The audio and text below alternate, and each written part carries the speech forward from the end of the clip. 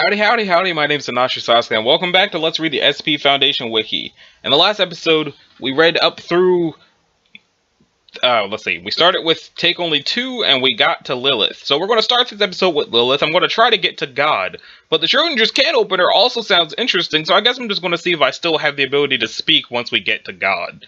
Also, I'm just going to have to hope I don't get sent to hell once I get there, because that would suck. Anyway, Lilith time. Lilith is Euclid. SCP-336 is to be provided living quarters 6 by 6 meters in size, maintained regularly. This maintenance, as well as all other tasks requiring direct contact with 336, are to be carried out exclusively by female personnel. I feel like I've read this before. I might have read this on my own time at some point, but I don't remember what's going on. I just remember that one part. 336 may make requests for furnishing or items. However, approval of these items is contingent on 336 cooperation with personnel and subject to the project head researcher's approval. Requests for access to anomalous or dangerous items are to be denied. A voice modulator device fitted over 336's mouth is to be checked and maintained by level 0 personnel weekly. There's level 0 personnel? Huh. The modulator may be unlocked with a 6-digit combination provided to personnel level 2 and higher for the purpose of testing 336. In the event of the device's failure or unintended deactivation, local lockdown procedures are to be respected until 336 has been isolated. Okay. SCP-336 appears to be a pale-skinned human female of otherwise Arabic or Middle Eastern descent in its late 20s. 336 is 5'8" in height and weighs 150 pounds as of his last physical. Subject requires no sleep or sustenance and does not appear to be affected by aging or sickness of any nature. The object is anatomically human with the exception of dermal irregularities along the thighs and calves, which appear to be structurally similar to reptilian scales. That sounds cool. 336 behaves impassively and detached with regards to human beings and demonstrates highly introverted behavior. The subject is highly intelligent and analytical, having scored in the 95th percentile, or above in most intelligence tests. A noticeable improvement in attitude is observed when 336 uses a mirror, as the subject has been noted to be highly narcissistic and has a tendency to spend long periods of time admiring its reflection. Human subjects directly exposed to the unobstructed vocalizations of 336 experience one of two effects depending on the presence of a Y chromosome in the subject's genome. Subjects lacking a Y chromosome and possessing otherwise healthy reproductive systems will experience inexplicable infertility. The duration of this infertility varies, but is directly proportional to the length of exposure. Subjects with a Y chromosome experience a separate anomaly that presents itself after 2 to 3 hours of exposure to 336's voice. During an affected individual's next regular sleep cycle, he will instead enter a coma 6 to 8 hours in duration in place of a normal rest. Over the course of this coma, approximately 100 grams of non-essential tissue, typically from the subject's rib cage, will separate from the subject seamlessly and inexplicably increase in mass, transforming into a full-grown instance of 336-1 before the subject awakens. Instances of 336-1 are various adult female organisms formed from disparate anatomical elements selected seemingly at random from 2 or more genetically unrelated vertebrates. 90% of instances incorporate elements from 2 or more of the following species: Homo sapiens, Aquila fasciata, Bonelli's eagle, Vipera amadites, sand viper, Asiatic lion, aurochs extinct, Mongolian wild horse, and an unidentified species of wild goat. Current findings suggest that the genetic makeup of the affected subject directly correlates with the composition of the corresponding instance. Research is ongoing. The majority of these hybrids are not anatomically viable and typically expire within 2 weeks. Surviving instances are irrationally violent and demonstrate no evidence of higher intelligence. 336 has demonstrated mild disdain for instances of 1 and has been reluctant to discuss both the organisms and the means of their creation. As 36 has been otherwise cooperative with Foundation personnel, the reason for this behavior is unknown. So then, Addendum 1. Recent experimentation has identified an irregularity in the object's effects on subjects whose Y chromosomes exhibit the Cohen modal haplotype. Instances of 1 formed from such subjects are exclusively Homo sapiens, with no hybridized anatomy. Additionally, these instances demonstrate intelligence and limited innate knowledge, including fluent speech in the subject's native tongue. 2 of these instances have been retained for the long-term study. So let's see what the Cohen modal haplotype means. Y chromosomal Aaron?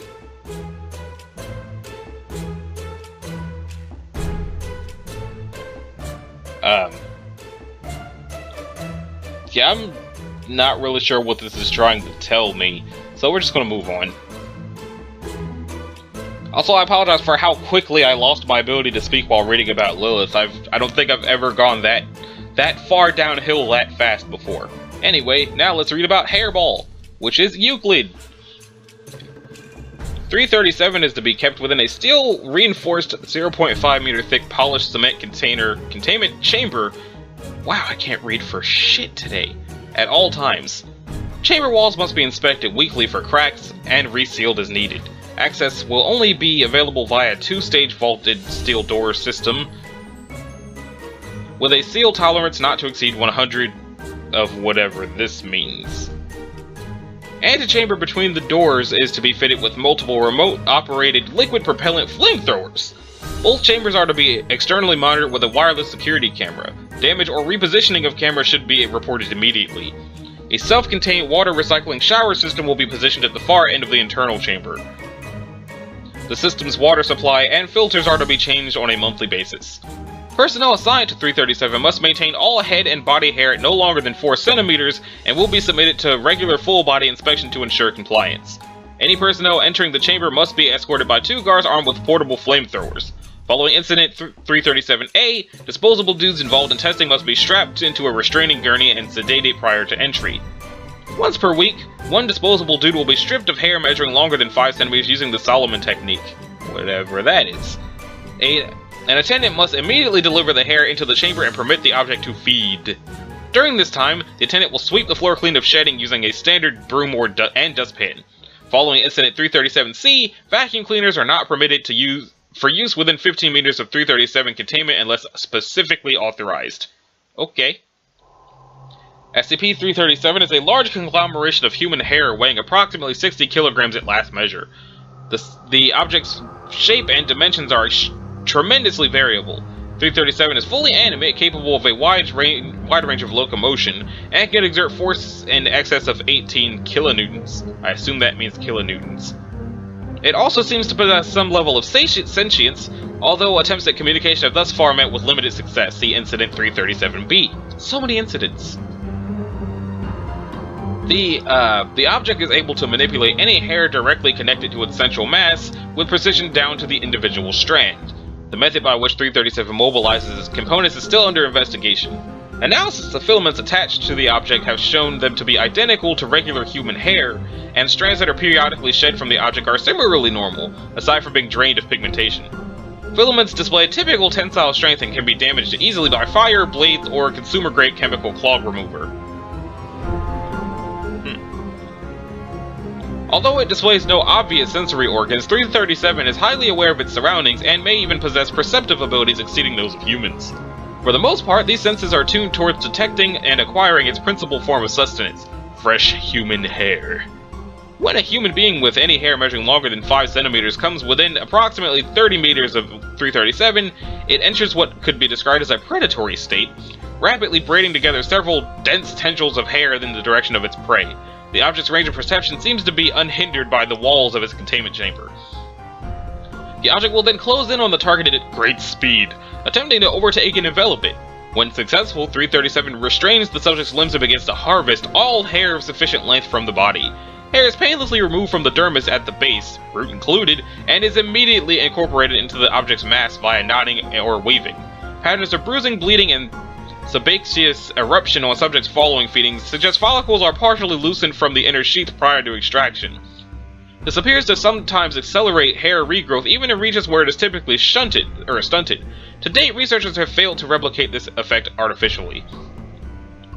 While 337 was found in a filthy state at time of recovery, see addendum, it has since demonstrated a preference for cleanliness. Not long after initial containment, the object managed to escape its temporary enclosure through a narrow 2 centimeter diameter wiring duct. It was discovered on site several hours later in the 4th floor women's washroom, where it emerged from a drain and consumed the hair of 2 showering researchers. A security team arrived shortly thereafter to find 337 under a running shower tap, lathering itself with shampoo left behind by the women. Once containment was re-established, 337's enclosure was fitted with its present bathing accommodations and a supply of hair conditioning product. The object's rate of shedding has since decreased dramatically. Note, 337 may seem to prefer live feedings, but it will still readily consume hair that has been removed from a human host, provided the follicle is intact and the root has been only detached for a few minutes. We have established a means of accomplishing this extraction just as effectively, if not as painlessly, as the object's method. To limit risk of cross-contamination, disposable dudes should only be exposed to 337 for approved testing purposes. Requests by personnel to be deliberately exposed for feeding are preemptively denied. Why would anyone want to be fed on purpose? Also, I noticed that Incident C is not actually in here. Addendum: 337 has demonstrated the ability to grow well beyond its present mass through the accumulation of additional hair. It was discovered in the plumbing system of a large nursing home facility in blank, Pennsylvania in 19-something, after Agent Blank noticed a story entitled "Sewer Snakes Scalp Senior Citizens" in a local newspaper. A team was dispatched to investigate under the guise of a fumigation contracting company. After evacuating residents to another facility, agents cut off all water and sewage lines in the building, monitoring sink and shower drains for any signs of the object. When a portion of 337 finally emerged, it attempted to couple with Agent Blank's cranium, only to be intercepted by his weapon's bayonet. The tendril immediately retracted into the drain, after which time the object was not sighted again for at least 45 minutes. Coordinated deployment of chemical clog remover forced the object to exit through the pipes in the facility's basement utility room, where several agents were on hand to apprehend it with portable flamethrowers. However, the agents were unprepared for the sheer size of the object, which quickly filled the lower level of the building. In the confusion, a sizable portion of 337 was ignited. The resulting blaze quickly spread throughout the facility. Most of the upper floors were able to flee the structure before it collapsed, but blank agents did not escape in time. 337 managed to extricate its remaining mass through the building's ventilation system, shedding burning components as it went. When it finally amassed in the facility's parking lot, it was estimated to be over blank meters tall. Surviving members of the intervention team converged around the object and successfully corralled it within the lot using flame propellant until support arrived. By the time 337 was contained, it had lost more than 90% of its original mass. The fire and subsequent destruction of the nursing home was officially blamed on faulty wiring, and damages were settled out of court. Displaced residents were transferred to a Foundation-operated nursing facility where amnesiacs were administered as required and data expunged without incident. So let's see what Incident A was. So, Dr. Solomon and 2 guards enter Antechamber 337 containment area, escorting Disposable Dude 28803 for scheduled testing. Disposable Dude's hands and ankles are cuffed. He is moderately uncooperative, pleading not to be taken into the chamber. Rumors of a haircut monster are spreading among the Disposable Dudes on site. Dr. Solomon assures Disposable Dude that he's completely safe. She firmly reminds him that his cooperation is beneficial to them both. All personnel enter inner chamber. 337 has already attempted extended several tendrils in the direction of Disposable Dude. Disposable Dude shouts multiple expletives. Attempts to move towards exit is restrained. 337 closes in on Disposable Dude. Disposable Dude produces a small pair of shears that had previously been hidden in his waistband. Disposable Dude, still cuffed, rests free from guards and lunges at 337, screaming. Disposable Dude thrusts shears into 337, managing to sever one of the object's tendrils, recoils as if in pain. 337 envelops Disposable Dude. Dr. Solomon shouts something unintelligible to the guards. A muffled cry is heard, followed by a wet thumping sound. Guards engage pilot lights of flamethrowers. 337 retreats, disentangling itself from its host. Disposable Dude collapses to the ground. Body is hairless, shears are buried up to the handle in the center of his forehead. Dense hair later discovered in nostrils, trachea, lungs, and blank. Personnel exit containment chamber with corpse. Incident B. Dr. Somebody and 2 guards enter the antechamber of 337. No Disposable Dudes are present. Object has refused feeding for 2 consecutive weeks. 337's former handler, Dr. Blank Solomon, was killed 1 month prior in an unrelated incident. All personnel enter inner chamber. 337 is spread out in a loose pile in the center of room, braiding and unbraiding 3 tendrils. Dr. Blank approaches object.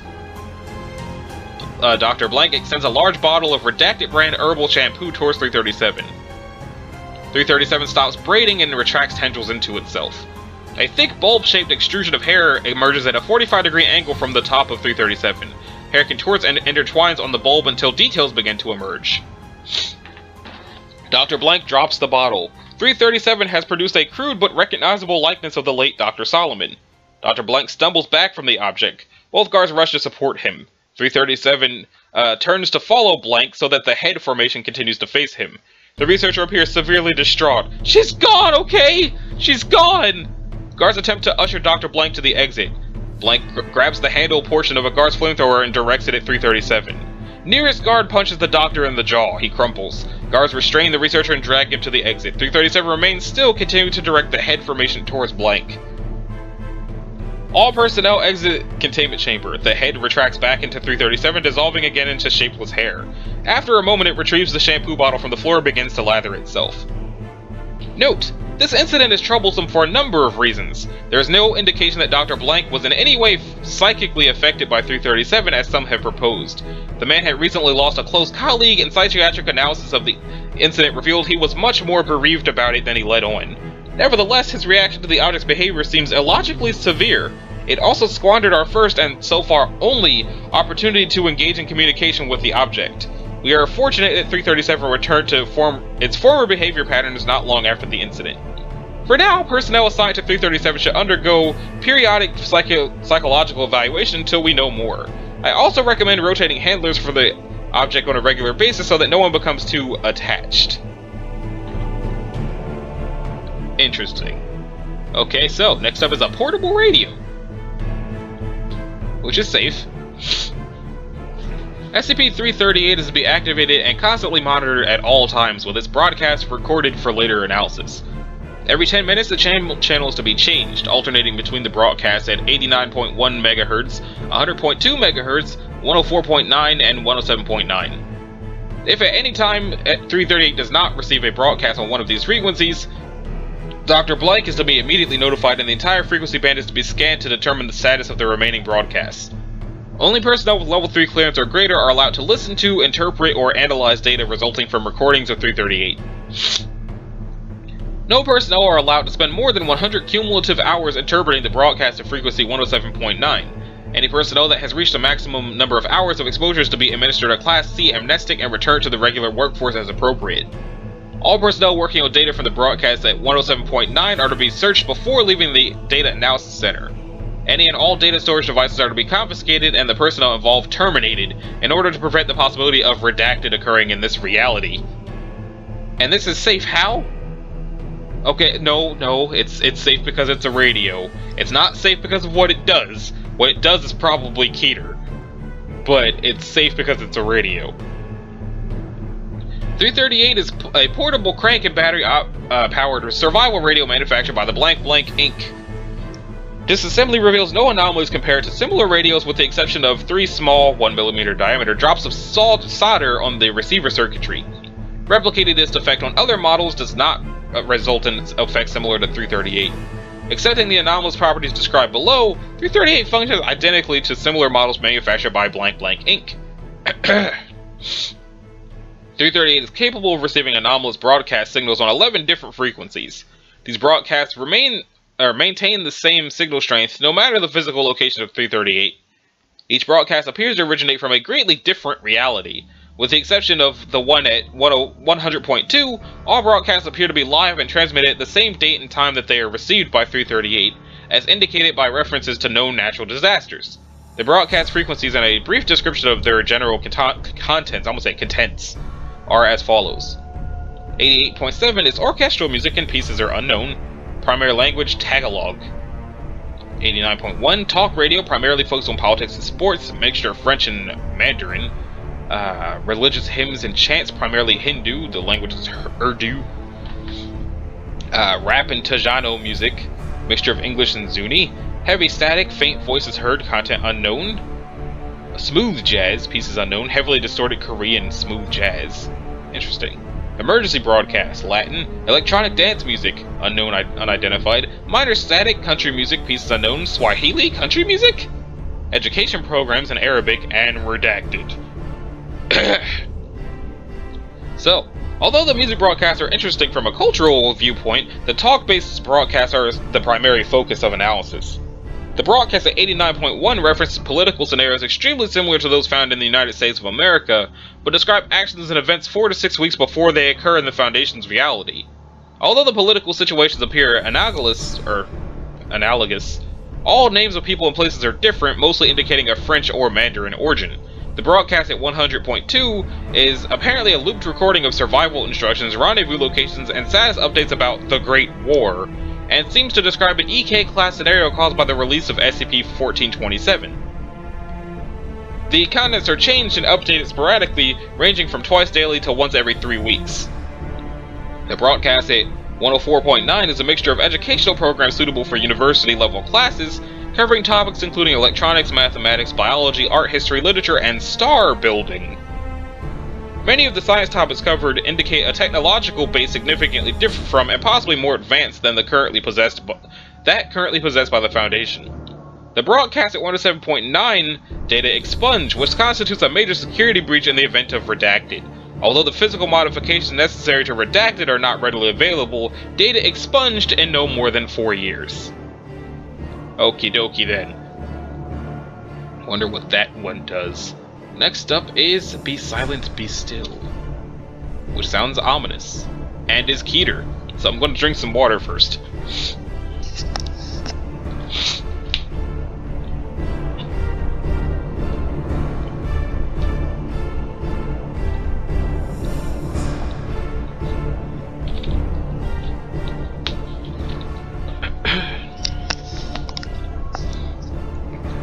SCP-339 is contained at Site 49. The room containing 339 is 5 by 5 by 5 meters and soundproofed.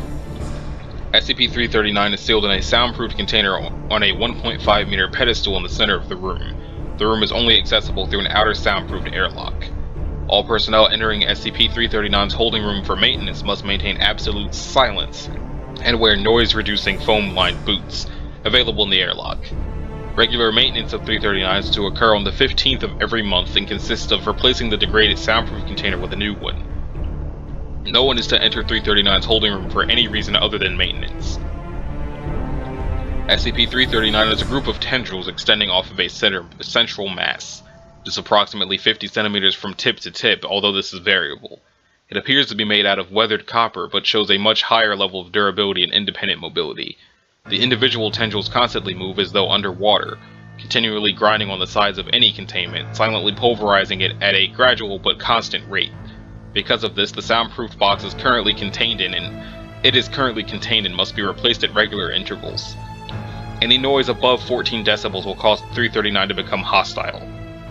During this noise, and for a length of time equal to 5 times the duration of the noise, any movement within visual range will result in the immediate reaction of 339.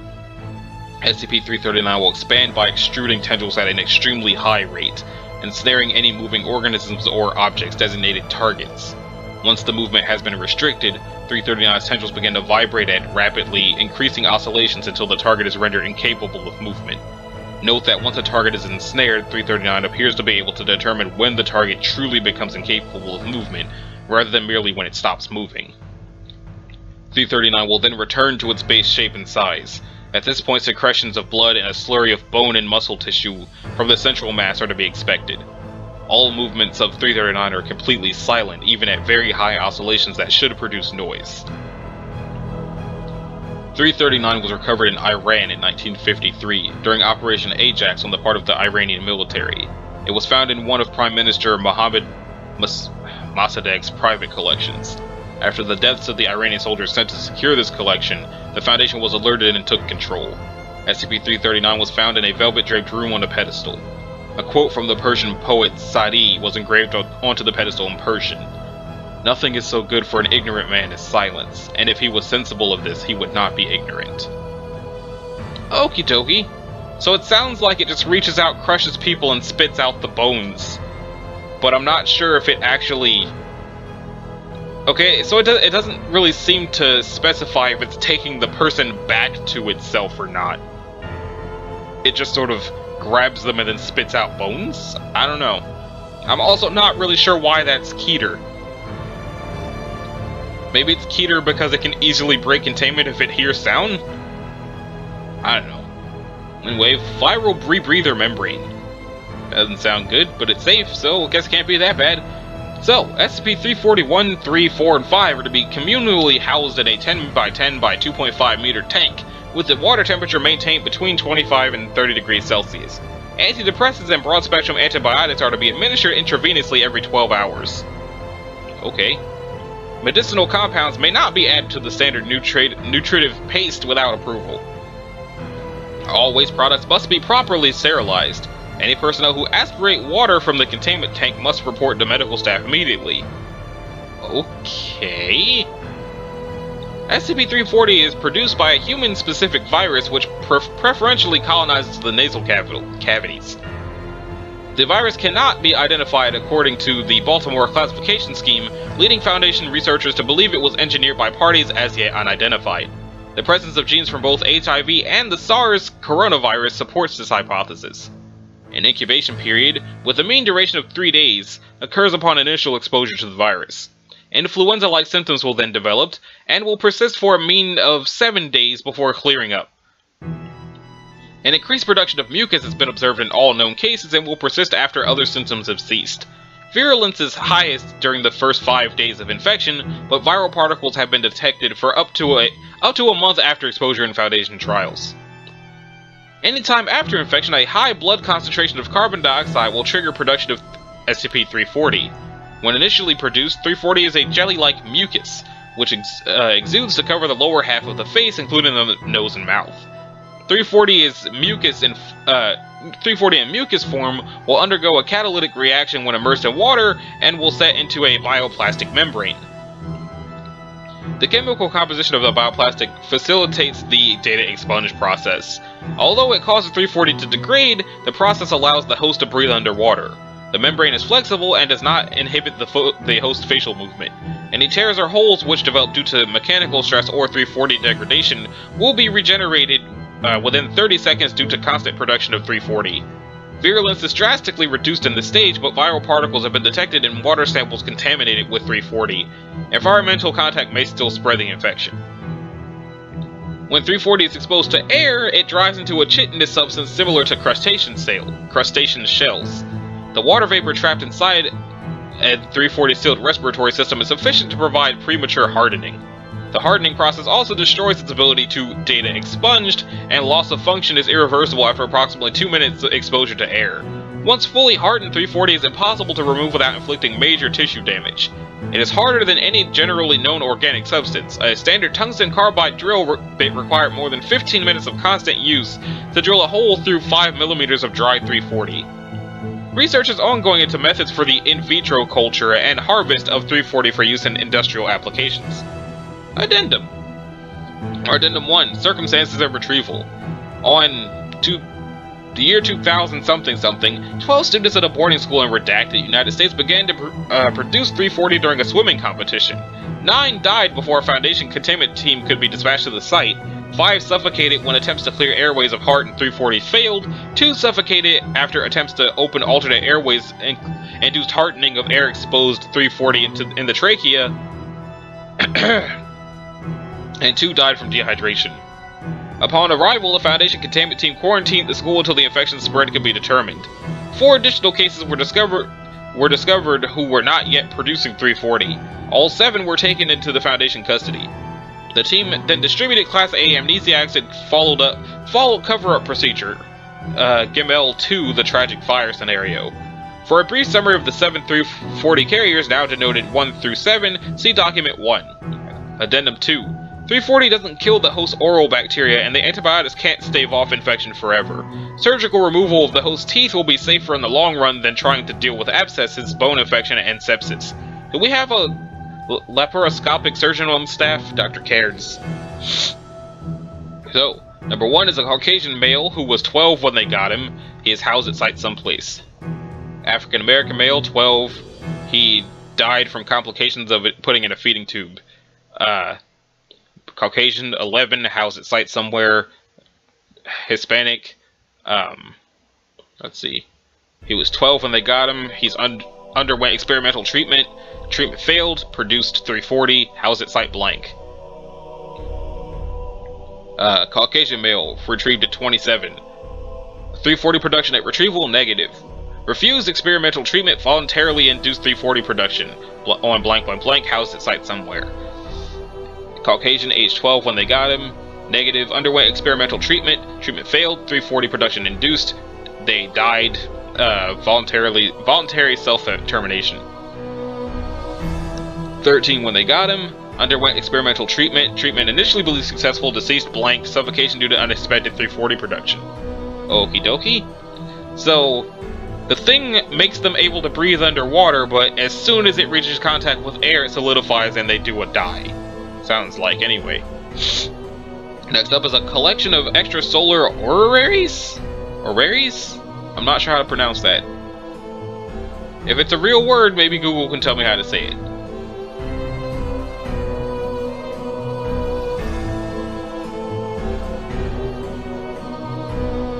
Orrery, okay. The Exhibition Hall of Reliquary Research and Containment Site 76 has 341 on display for all research and command personnel to view. It's a collection of 11 brass and iron oraries found in a large storage room of a basement at Oxford Comprise SCP-341. The most complex orrery of the collection, showing a star system with multiple solar planes. Each orrery is a rough-scale model with different extrasolar star system, complete with planets, moons, and one or more suns in the center. A unique clockwork mechanism under each orrery allows the brass models of planets and moons to spin on an axis and rotate around each model of its apparent star. Testing dates each machine to be between 150 to 200 years old, but without any specific markings, researchers have been unable to determine who created them. The orrery collection of 341 were almost released into the hands of a local museum when SCP astronomer with a piqued interest in the discovery recognized one of the orreries as star system Upsilon Andromedae A, unique for being a solar twin of our own sun with hot Jupiter-like planets. Further research has matched 5 of the 11 orreries with possible known extrasolar systems, including Beta Canum Venaticorum, 37 Genorum, HD 98718, and 18 Scorpii. One orrery, known as the Wheel of Doom amongst researchers, depicts a similar solar system very reminiscent of our own sols. Though the planets and sun themselves are neither near to scale nor space proportionately, the presence of 7 major planets of our own systems is fairly obvious, including Saturn and its rings and the tilted side of Uranus. There are also 5 minor planets included beyond the orbit of Neptune.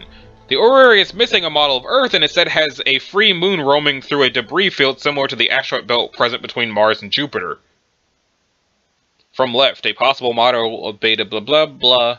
Okay, so it sounds like what the Wheel of Doom is a version of our solar system where there's a few extra planets and the Earth has exploded. So let me just see if I read that right through. Though the planets and the sun themselves are neither near to scale nor space proportionately, the presence of 7 planets of our own system is fairly obvious, including Saturn and its rings are tilted. Okay, so the size of the sun and the size of the sun is off. The distance of the planets from the sun is off. There are 5 minor planets included beyond the orbit of Neptune. And there's no Earth, and instead it's just the moon going through a debris field similar to the asteroid belt present between Mars and Jupiter. So, 5 new planets past Neptune, Earth has been destroyed, the size of the sun is off, and so are the distance of the planets between the sun.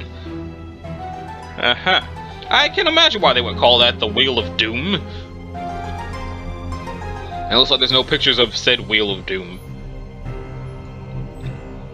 Now it's time for a ticket to ride. I wonder if it's talking about the Beatles song or if it's something else and it's terrible.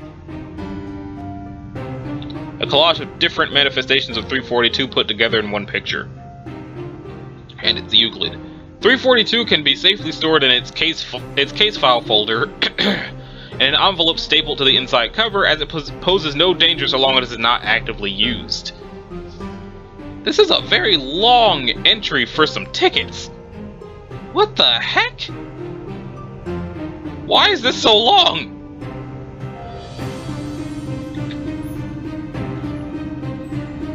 Said case file folder should be kept in a secure file cabinet in high-value item storage and protected by... Okay, no, okay. I wanted to try to do the God entry in this episode, but for how long this is, I think I'm going to have to start tomorrow's episode with this one, and then God will obviously be in tomorrow's episode. So, this has been Anashi Sasuke. This was episode 83 of Let's Read the SCP Foundation Wiki. If you liked it, a like and subscribe will be groovy. If you didn't, you don't need to do either one of those things. And I'll see y'all in the next one, starting with this monstrosity of an entry about tickets. Later.